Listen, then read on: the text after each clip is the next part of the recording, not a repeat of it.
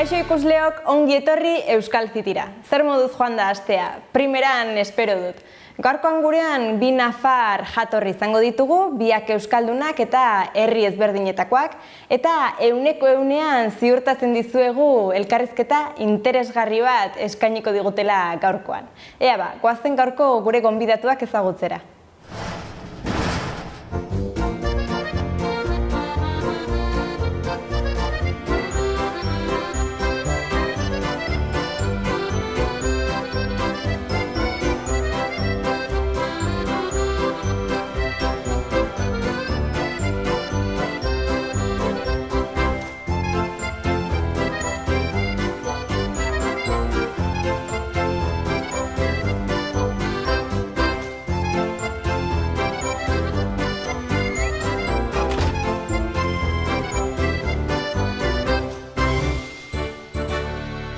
Bueno, ikusten dut, prest daudela gaurko gonbidatuak ere, lehenik eta behin ongi etorri, Xaloa Telebistara.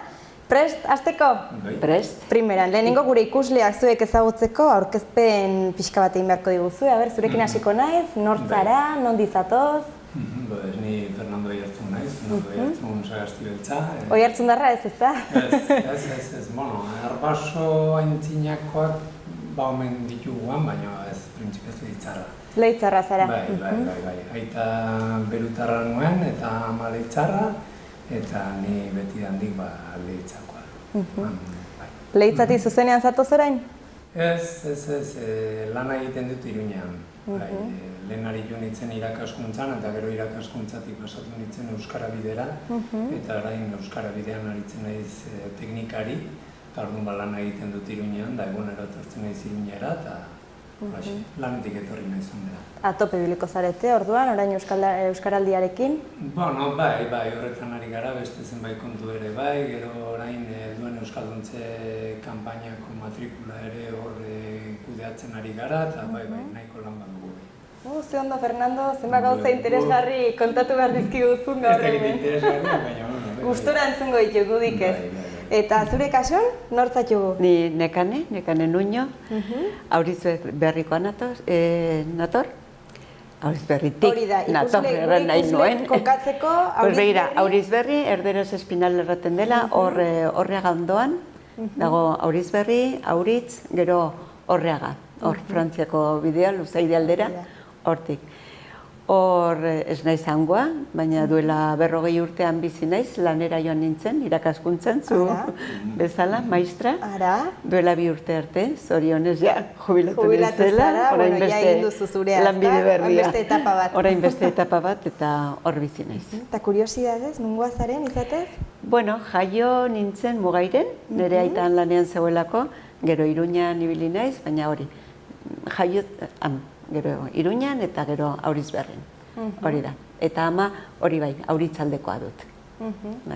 Primeran, bikote badakizue gaur hemen aski izango zareletela, bai zuen lanbideaz, bai euskararekin izan dituzuen esperientziez, zaletasunez, nahi duzuen guztiaz hitz egiteko. Ni kafetxo bat hartzera noa, ziur primeran moldatzen zaretela. Eta, gero itzuliko naiz, bale? Ea zer modu zoazten ikustera, bale? Ikusko dugu, bale? Oso ongi ba, gero arte bai. Pizza? Pinarik gabe. Fernando. Leitza. 52. Euskara teknikaria. Zar berritua. Euskaldun guztiekin. Mundu guztiarekin. Ika lagunekin, mutilekin. Zuka gainontzekoekin. Ez, egia esan ez. Egunetik egunean ez, baina neurri handi batean bai. Bueno, Fernando zara zu, ez? Amaiak errandu. Begira, Amaiak erranduenez Leitzarra zara, eta ni berehala etorri zaiz burura, ni Euskaldun berri naiz, zu pensatzen dut Euskaldun zarra izango zarela. Bueno, zarra. Eta behin ikastaro bat egin nuen, ni hasi nintzenean Euskara ikasten, lehenengo hemen Iruñan, eta gero barnetegi batean egon nintzen, hor Leitzan, eta oso oroimen onak. Ditut oso, bai, herri ederra eta egoteko oso gustukoa. Non izan zinetean? Orduan bazen, orain ikustu gero Guardia Zibila kuartela izan zela, Maxurrenea izana. Maxurrenea, bai, etxea. Hor garai batean, Nafar gobernuak barnetegiak egiten zituen, ez dakit Bizpahiru urten edo, horietako batean. Bai, hori hasi zenean birziklaia, ni maistra naiz. Izan naiz, orain ja jubilatuta nago. Baina Nafar gobernuak birziklatzeko ikastaroak hasi zenean egiten, hori egon ginen. Eta lehenengo, Maxurrenean egon ginen, ez dakit hori lehenago zer zen. Hori zen etxe bat herritar batzuena, eta seme-alabarik gabe gelditu ziren daula, eta hil zirenean edo utzi zuten, testamentuan utzi zuten hezkuntzarako nahi zutela izatea beren etxea. Eta orduan gelditu zen hori gobernuaren eskutan edo diputazioaren eskutan. Hor lo egiten genuen bakarrik, gero klaseak eta beste, ez nahi zoroitzen lanbide eskolan edo zerbait bat zegoen, ez nahi zoroitzen. Lanbide eskolan izan daiteke, bai. Eta gero hor egiten genuen lo, bilabetez edo, egon ginen oso guztera, oso. Hori dena 84an edo 85ean. 80 pikoan. Bai, hor hasi nintzen ni euskararekin, orain arte. Orduan, hango euskara eta errexak eta egingo zaizkizu, hango aldaerak eta hango... Bueno, hasieran ikasten ezen erresa, baina gero biziosoa eman dut beste toki batean eta orduan pizkatango hango euskara manejatzen dut orain. Bueno, Euskaldun berri badakizu, Euskaldun berri. Orduan, 0-0tik hasi zinen? Bai, 0-0tik, hasi nintzen 20 urte, 18, 20 urte, urte zailak ziren ikasteko ere bai. Eta orduan, Iruñan jarri zirenean euskaltegiak, Arturo Kampion, eta... Eta non hasi zinen, Arturo Kampionen? Arturo Kampion, ez nahi zor, Konpainia kalean, uste dut? Konpainia kalean, eta gero pasatu ginen Pozo Blanco, Salvador liburu denda gainean, hor bazen. Bai, hor hasi nintzen ni. Eta gero ja, kanpoan barnetegiak egiten, Leitzakoa bezala. Gau eskolan, baina, hola, modu horretan hasi nintzen ni. Eta beti Nafarroan ikasi duzu edo Gipuzko aldera ere bai joan zinen? Ez, Gipuzkoan ere egon nahi, Zabaltzizketan egon nintzen, eta Amezketan ere bai, beste barnetegi batean.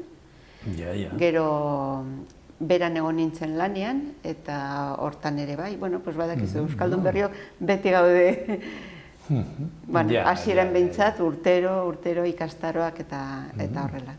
Eta gero ja, horrela. Baina zuia, Euskaldun zara, etxekoa eta... Bueno, etxekoa, kalekoa, eskolakoa. Gure nire adineko jendearen historia, oain esaten dugu guztiok Euskaldun zarra garela eta beti dandik Euskaldun eta neurri batean egia da, ez? Nolabait harreman handia izan dugu, herria oso Euskalduna izan delako beti dandik. Baina egia da ere, gure gazte garaian nik 10, 15, 20 urte nituenean, gazten artean Euskarari bizkarra eman da bizi ginen. Ez ginen Euskaraz bizi. Eta zergatia edo? Bueno, bazen kanpotik lantokira etorritako jende pile bat, bazen jende zarraren konplexua erderaz etzekielako eta medikutara joan eta gaizki pasatu, gero bazen baita ere jendea soldadu euskara joan eta euskaraz bakarrik jakin eta gorriak eta bi ikusitako jende asko, eta gauza batek eta bestek eta horrek guztiak eragin zuen. Zera hartan binipin, Franco erregimenaren errepresioaren ondorioz ere izan nintzen, eta etzen ez komunikabiderik ez ezer, orduan guia, esate baterako kalean, eskolan eta erderaz ikasi genuen, eta erderaz hitz egiten genuen. Eta etxean ere, askotan erderaz hitz egiten genuen. Gurasoekin behar bada, hiei euskaraz erantzun eta baina gure bizitza kasi gerderaz egiten zen. Eta? Gero pizkanaka nabaritu zuen? Eta gero, eta hori aitortu beharra da, Leitzak, bazegoen jendea, beti euskarari eutsi ziona eta beti euskaraz, baina buelta eman genion gehienok, eta denborarekin lortu genuen, belaunaldi bat osoak hasi gaztelaniaz bizitzen ginena, gaur egun euskeraz bizitzea. Eta gaur egun, bai, ni jaten bana izan. Bai, eta gaur egun oso normaldua dago, eta han bizi garenean, ez gara konturatzen, jaia jarduera guzik, gauza guzik, euskeraz egiten ditugu.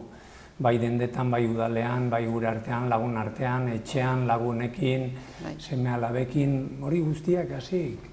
Egunitik egunean euskeraz egin dezakegu, eta egiten dugu. Eta egiten duzu. Baina baldin da nahi badugu, esan nahi nuke, badela jendea, badau multzo bat, erderaz nahiago duena, edo ikasi ez duena, edo dena dela, eta, bueno, ikusten da, ez, hori erdarak ere baduela bere presentzia, baina gainontzan, behitzen dut. Pinarekin. Nekane, Aurizberri. Bihar arte, 71. Maestra hoia, jubilatu berria. Nik beti erraten dut Euskaldun berri zaharra, baina Euskaldun berria. Familiarekin eta saiatzen naiz aldik eta jende gehienarekin. Edo zeinekin. Ika ideiarik ere ez Euskaldun berriok. Ez, nahasketa pixka bat, baina ez. Ez, gero eta gehiago entzuten da, gazte gehiago, baina ez, gehien bat erderaz hitz egiten da. Eta irakaskuntza, hori ja normalizatuta. Bai. Hori komentatu dizudanean nik hola lehitzan hasi nintzela, gero herrira bueltatu, ni maestra egon naiz eskola txiki batean. Eta hasi nintzenean, orduan ez egoen ez da euskara legerik, ez da ezer. Eta nola hasi ginen pizkanaka, bide bakoitza bere tokian bide desberdina. Eta ni hori oroitu naiz. Nola hasi ginen duela 35 urte, eta ze diferentzia herri batean beste herrian. Ni ez naiz damutzen oso konten nago, baina hori ze bide desberdina. Eta pensatzen dugu, igual ez da hainbeste aurreratu, baina nik ikusten dut adibidez. Ni nola hasi nintzen lanean erderaz ematen. Nola hasi ginen pizkanaka euskara gero sortu zen eredua ez zegoela. Oraindik eskola publikoan behintzat, ni negoen tokian. Eta erraten zu, 35 urten, ze diferentzia eta zenbat, badirudi ez dugula ezer egiten, baina bai aurrera pauso handiak egin dugu. Eta orain nik ikusten badut, zuk erraten zu, momentu batean gauzak aldatu dira, gure herrian adibidez, bakarrik zaharrek zekiten euskara ez duten ez da hitz egiten, eta orain ni elkartzen naiz gazteekin eta, bueno, ematen du gusto, ez euneko euna, baina euneko 40 egiten dugu euskeraz eta horrek ematen du guztua handia ematen du. Horre poza ematen duela. Hori batzutan erraten du, hau geldirik dago, nik uste dut ez bagoazela eta ongi, egon gaitezkela konten. Dena den, euskara bera ere, deixente aldatzen ari da. Eta zu hortan egiten duzu lan, erran duzu? Euskara teknikaria naiz euskara bidean, diru laguntzak kudeatzen da bar, baina nik gehien bat euskararen egoera dela eta pixkat kezka txiki bat daukat horregatik, ez? Zuk esan duzuna, zaharrek zekiten euskeraz. Lehitzan euskeraz nire irudituan ongi jakin zaharrek dakite, ez? Nik baino urte gehiago duten horiek ezagutu dutelako igual ingurune bat euskaldun hutsa, ez? Euskera hutsez bizitu dira, eta erdararen eragin gutxikin. Eta gaur egun erdararen eta kanpoko hizkuntzen eragin handia dugu, eta nik ikusten dut, azkeneko urtetan, gurasoekin da zaharragoekin gauza pile bat ikasi ditu dela azkeneko 20 urtetan, ez? Konturatu nintzenean euskara erdi galduta geneukala, eta egunero ikasten ditun gauzak, eta hitzak, eta esaldiak, eta esamoldeak, eta adarra nola jo, eta hori guztia, gaur egun gelditu naiz kasik maisu maestra erik gabe, ez dudalako. Eta orduan, gaur egun, muga hori edo zera hori bai ikusten dudala eta pena pixka bat ematen direla. Baina, hori... Baina, tira. Nik uste kultur gehienekin edo hizkuntzetan bintzat gertatzen da, hori... Mundu globalizatu, da pixkat munduak dareman martxa edo ez dakin zergatik den, baina, nostalgia ere... Hori baldak, hartzen dugula, ez dakit, hasten garela dena beltza ikusi nahian da beltza ikusten dugula, ez? Baina egia da hor badagoela utxune bat, erreferenteak bilatzeko garaian, ez? Bai, hori bai. Eta hori nola esaten da, ena izakora, hori nola? Ja ez dugun hori galdetu askotan, ez? Hori bai... Baina, bueno, nik uste alde positiboak bilatu behar direla beste, ez? Mendia, baina hondartzara joateko aukerarekin. Orain reggaeton, semeekin. Jo izan dut gitarra, baina utzia daukat. Bai, gustoko dut. Orain irakurtzen ari naiz, nada es tan terrible. Liburu bat autolaguntzarako taola. Eta euskerazkoa irakurri nuen Mandelaren autobiografia. Oain dela gutxi izan zen haren mende hurrena, eta hori irakurri nuen. Azken filma? Naiz oroitzen. Filmak eta telebista eta zinema utzita dauzkat jaia. Bai, gehien bat laizterra eta oinez ibiltzea. Bai, gustoko dut, bai. Azken bidaia izan zen uda hontan uztailean Londresera joan ginela, eta, gero ondoren Tarragonara ere joan naiz, baina, hori ez dugut bidaitza jotzen. Eta beti ikasi behar dugula, modu batez edo beti ikasten ari gara, zu irakaskuntzan ibilizara ere bai, eta txikiekin ibiltzen zinen edo... Irakaskuntza munduan hasi nintzen, lehendabizi hasi nintzen helduen euskaltegi batean, hasi nintzen 23 urte nitula, egin nituen 2 urte, eta gero ja pasatu nintzen eskoletan.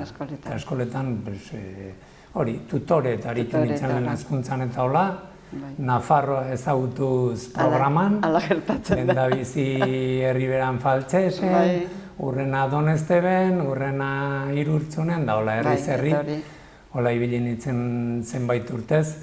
Eta gero, hasiera batean helduen irakaskuntzan aritu nintzenez, enteratu nintzenean gobernuak teknikari plaza batzuk atea zitula, izena manun da 2000 urten, lortu nun teknikari postua. Eta orduan bueltatu nintzen helduen irakaskuntzara. Baina ez helduen irakaskuntzara zuzenera, hor aukera dago irakasle izateko edo teknikari izateko. Eta geroztik aritu naiz gobernuko teknikaria.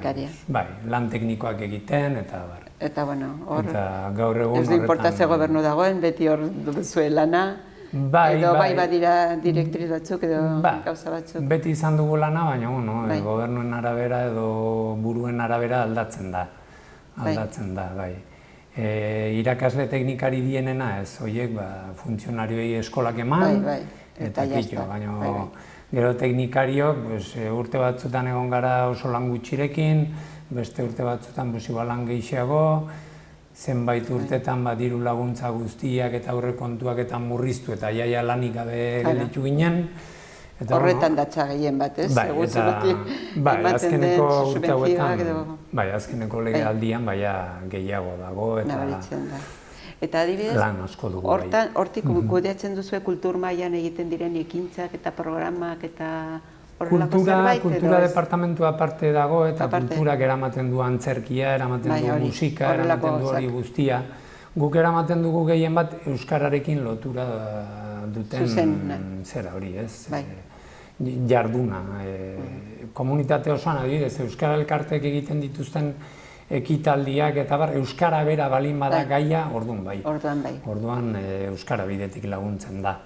Orduan egiten dira hainbat deialdi, elkartei dirua emateko deialdiak, irabazi asmorik gabeko elkartei, antzerkia edo hitzaldiak edo musika edo antolatzeko, musika ez da sartzen, baina bersolaritza, holako kontutarako laguntzak, komunikabidetarako laguntzak ere ematen dira. Enpresa munduan ere duela 2 urte hasi ginen, arlo desberdinak, izarteko arlo desberdinak laguntzen dira. Baina, hor urte askotako zorra dago, hutsune handiak daude, normalizazioa oraindik oso urruti dago, eta Nafarroan, Iruña mailan lan ikaragarria dago eta ez daukagu behar adineko baliabiderik. Orduan, bai hobetu dela, baina hutsunea... Eta gero hori non, ez dakit eskaerak izango duzu, eta programa erran nahi dut Nafarroa mailan nondik mugitzen da gutxi gora bera interesa horrelako gauzetan, suposatzen du, zona euskalduna, baina hortik aparte adibidez. Iruñerrian zera handia dago, Iruñerriko herri guztietan euskara zerbitzuak daude, eta haiek gurekin harremanetan egoten dira, haiek ere kudeatzen dituzte olako gaiak eta Arañain, Antsoain, Berriozar, hauek guztiek, hizkuntza politikan eta lan handia egiten dute eta gurekin batera asko. Eta gero adibidez Lizarraldean. Eta gero ere badaude, kultura elkarteak badaude, euskara zerbitzuak ere nahiko zabalduta daude, zonalde horretan ere, eta bai. Hutsune handiagoa dago horbean, herriberan, baina han ere mugitzen hasi dira gauza batzuk, Tuteraldean badago han euskara elkarte bat, ikastola, badago nahi bat, orain sortu da beste elkarte bat, hango ekintza batzuk ere lagunduko ditugu aurten, da, ikusten da mugitzen ari dela bai, komunitate osoan bai. Mendia eta noizbenka itsasoa, pixka bat, gutxienez biztarako. Edozein, normalean irratian jartzen dena eta edozein mota. Saiatzen ari naiz orain txistuarekin, baina gauza berria da. Bai, oso gustoko. Irakurri dut nahiko garai gerrari buruz azken bolada honetan, eta momentu honetan bada oroituko naiz, Las hijas del capitán. Bada emigrazioari buruz Amerikara joan zireneko eta polita. Oroituko naiz. Bazen zerbait 3 anuncios en las afueras edo horrelako zerbait. Nahi baino gutxiago joaten naiz zenera. Ibili, oinezkoa, gero kursoan zehar edo neguan pilates eta igeriketa. Oso gustoko. Ederra, Kanadara, joan nintzen.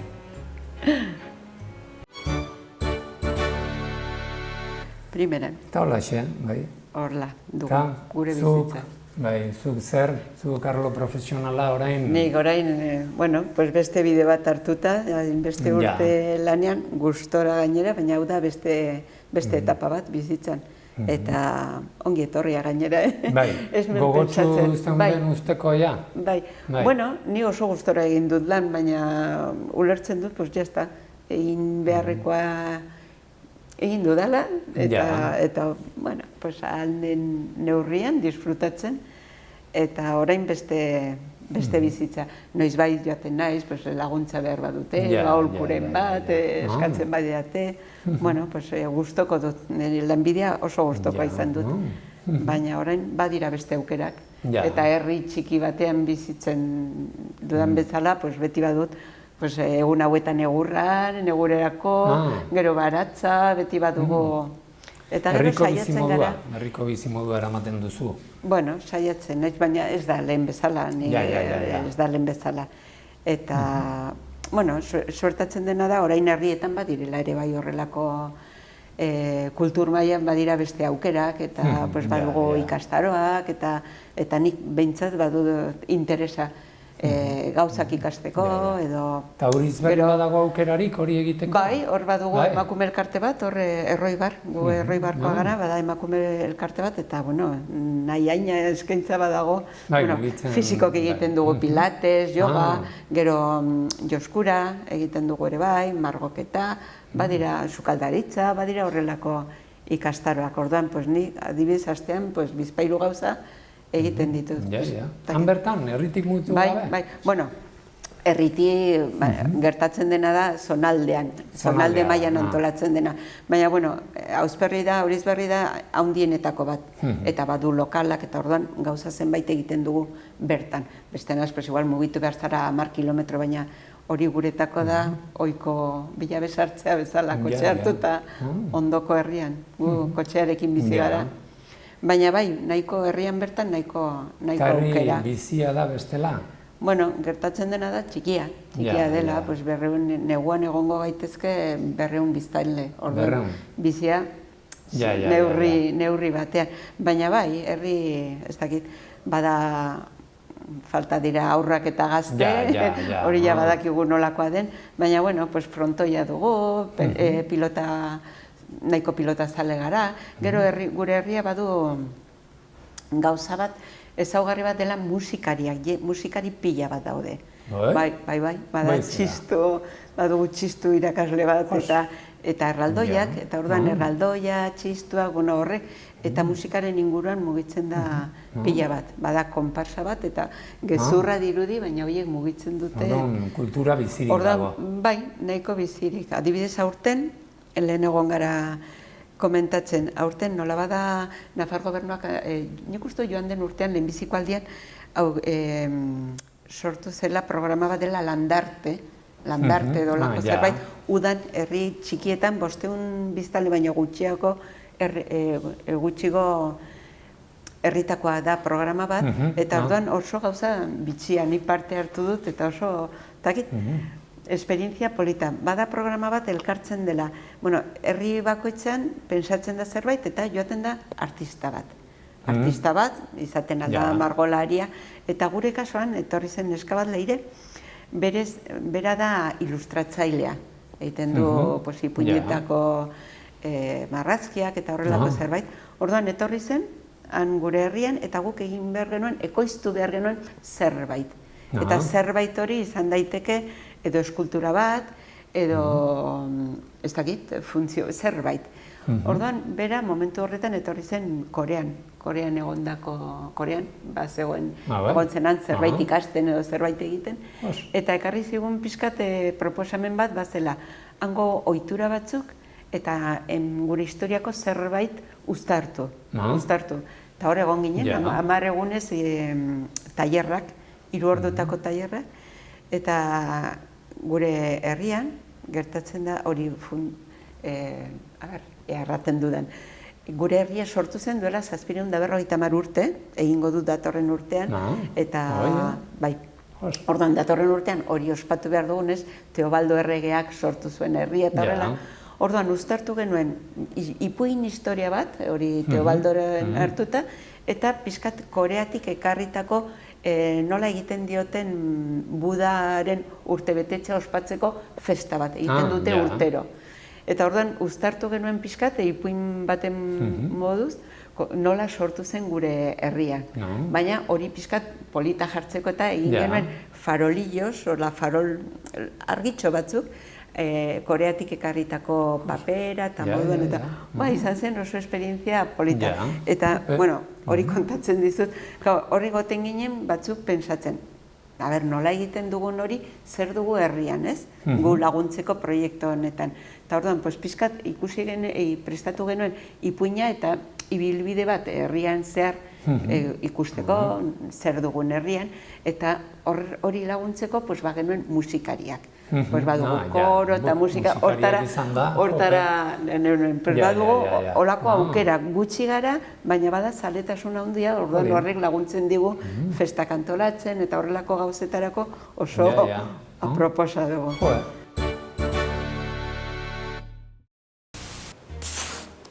Saldirik oberena.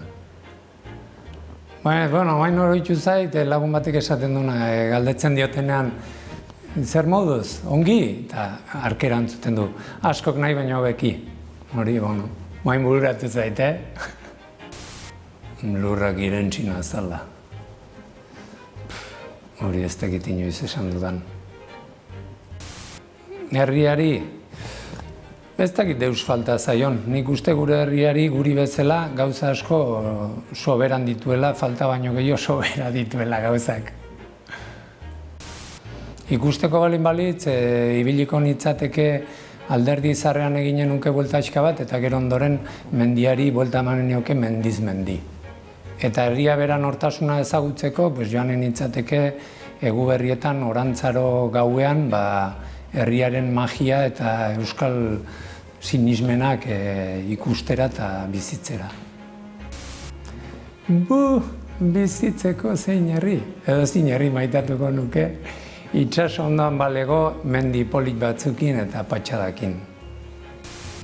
Nere herritik neure burua eramanen nuke eta kitxo nere burua. bekaturik ez dakit egin dudan inoiz, oso txintxoa naiz. Ez dut inor miresten, nik ikusten gehien bat miresten ditut, Aitton Amon Ixarrak ikusten ditudanean nola modu goxo horretan nola bizi izan diren eta beste inorrez.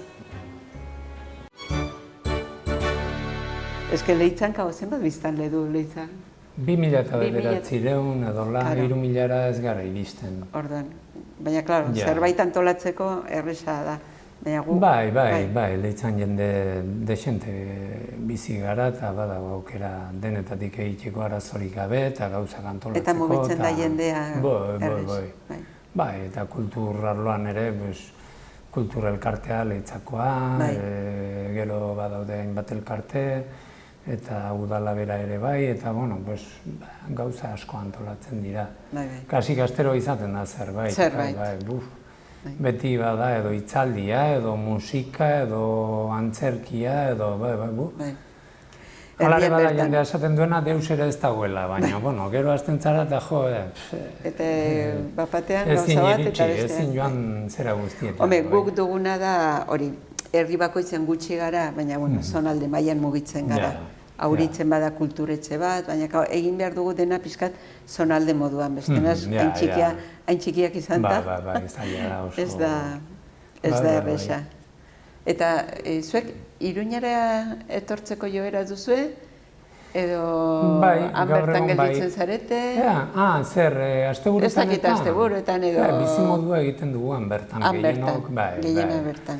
Bada jendea igual pixka gehiago mugitzen dena, edo asteburua dela aprobetxatuz mandatuak egitera kanpora eta joaten dena taola, edo laun betetan egun pasa taola, baina jende gehiena herrian bertan gelditzen da. Eta egiteko gauzak egiteko Iruñaldera, erosketa bereziak edo, gehiago Iruñaldera Donostialdera baino edo? Bitara, baina orain aldatu da eta joera gehiago da Iruñerako, administrazio guztia Iruñean dago, gero eta jende gehiago ari da lanean Iruñean, dena onuntza bideratuta dago eta joera handiagoa dago onerako.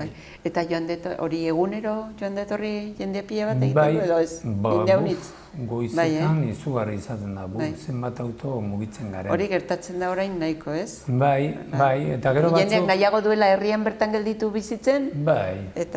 Apustu bat egin behar da, herrian gelditu edo hirira joan. Seme alabak edo balin baituzu, nire kasuan bezala, 2 seme ditu dela, aukeratu genuen herrian gelditzea. Gehien batik familia guztia herrian bertan dugulako, gurasoak, anai-arrebak, lagunak eta orduan, herrian gelditu ginen, orduan mugitu behar duzu, hori da arazo bat. Baina, hirira etortzen balin bazara, gu betidandik herrian bizitu garenak, pixkat ez dakit. Joera handia dugu garako, Eta orain zenbat kostatzen zaizu, 40 minuto gutxiago? 35-40 minututan iristen gara erdiraino eta arazorik gabe iristen gara.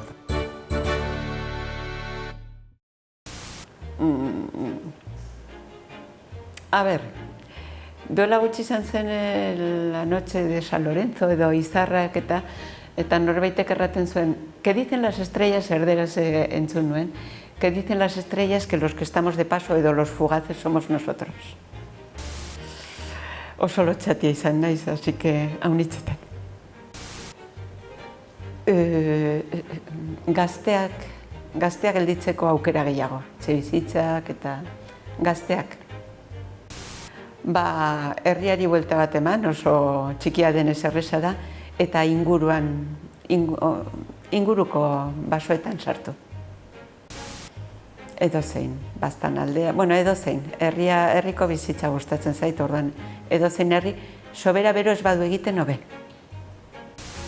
Nire herritik, pagadi zati bat. Ez dut? Edozein, euskara gure kultura transmititzen duen edozein. Arazo handiena da gero hemen ibiltzea Iruñan bertan? Ezin aparkatu ez da hola. Ezin aparkatu ez da hori da eraso bat bai. Errez, etortzen da bai. Gu, han ere, bada jende haunitz egunero egiten duela, gurea duguna da errepidea, oso txarra. Oso txarra, oso estua, orain gainera jende haunitz ibiltzen da bizikletaz, eta bakoitza behar du bere espazio, baina denendako tokia erromesak ere, Santiagora bidea joaten direnak. Ordan batzutan elkartzen dara, txirrindulariak, erromesak eta egunero ibiltzeko da pizkat latza bidea. Baina jende haunitz ere egiten du joan da etorri. Baina, bueno. Eta hor segitzeko asmoan bizitzen? Hor geldituko zara? Bai. Ez duzu etapa berririk egin nahi, naiz eta jubilatu. Naiz eta jubilatu. Niri gustatzen zait bidaiatzea haunitz eta, baina gero etxera bueltatu eta herrien, bai, eta gainera hori, zinea behar duzula, ez dakitze behar duzula, Iruña ez da inurruti. Eta momentuz, nahiago dut. Ni bintzat lasaiago bizinez. Eta ez dakite natura bertan dugu, ibiltzeko, onjo bila joteko, baratzan nahiago dut, bakoitzaren aukera baina nahiago dut olako bizitza. Eta erraten duzu, jendearen hurbiltasuna ere bai, ez dakit, bada beste... Zerk eramaten zaitu gehien bat hor gelditzea hor? Zer da hor aurkitzen duzuna? Bai, argia, kalea, ni hori... Pisu batean bizitzeak, ez dit, gehien bat hori naturarekin kontaktua, kalearekin eta horrela. Eta aukera mendira joateko, natura gehien bat, eta kalean. Bai, batzutan ez da erresa, neguak... Neguak gogorrak dira, iluntzen duenean hain laizter, ez duzu hemen Iruñan edo hiriburuan duzun aukerak ez dituzu, baina... Ez dakit, antolatu behar duzu, irakurtzen, frontoira joaten, ez dakit beste... Baina ni pensatzen dut bakoitzaren aukera dela. Eta horrela, gustora. Herritarra nahiago duzu, hiritarra baino. Bai. Hombre, hiria hurbil baldin badago, badazpada hobe. Baina ez nik uste lasaitasuna ere, bai, lasaitasuna gehien bat. Bai. Eta bakoitzaren bizimodua. Gaiangoa sentitzen zara? Bai. Auriz berritarra. Auriz berritarra. Bai. Herria erran ez dakit oso ongi tratatzen gaituzte kanpoko hori ere, bai. Ez, ja 40 urte bada hangoa sentitzeko moduko. Bai, hombre, herrietan hasieran ez da erresa, bakoitza eramaten du, izaten dira familia, oso zabalak, eta bere ohiturak, orduan, zu kanpotik joaten zara, baina, lanera joaten bazara, eta gaina nire kasuan maistra bakarra, unitaria bat zen, bai. Orduan, klaro, hurbiltasuna familiekin eta handia da, orduan, moldatu behar. Gero, seme alabak eta ere bai, egiten dute bere lagunak, eta bai, azkenean jabazara bat gehiago. Horin, bat gehiago. Harreman handia guztiekin. Bai.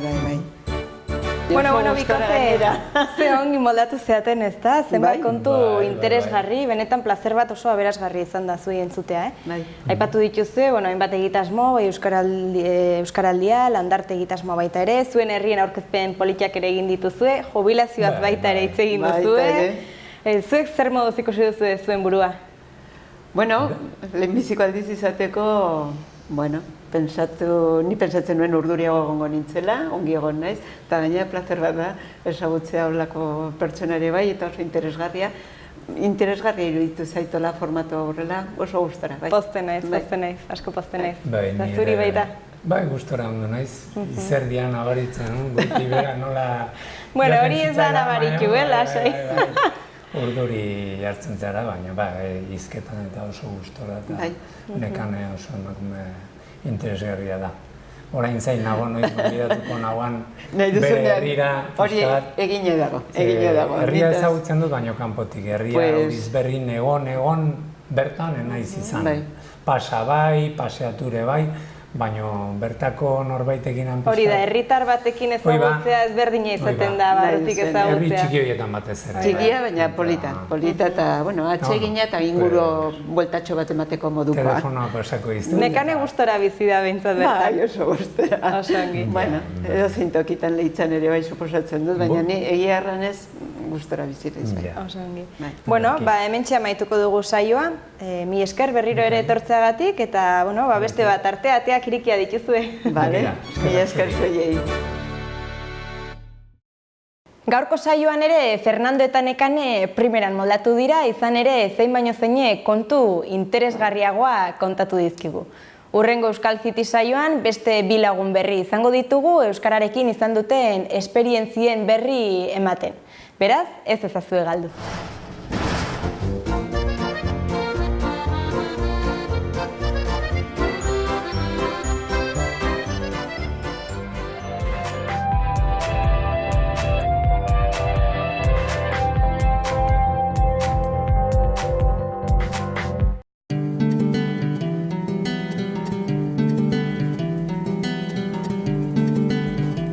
Saio hau Nafarroako gobernuak diruz lagundu du.